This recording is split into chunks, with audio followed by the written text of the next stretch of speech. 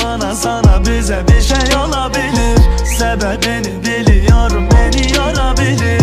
Kafama gelen soruyu bana sorabilir. Bana sana bize bir şey olabilir.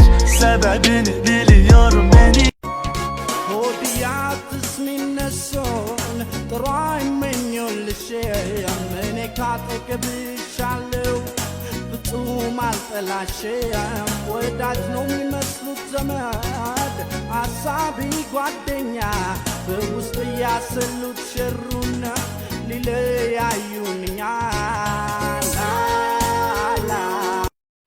ከውጭ ሲመጣ ባልሽ ምን ማድረግ እንዳለብሽ አንድ ነገር ንገር።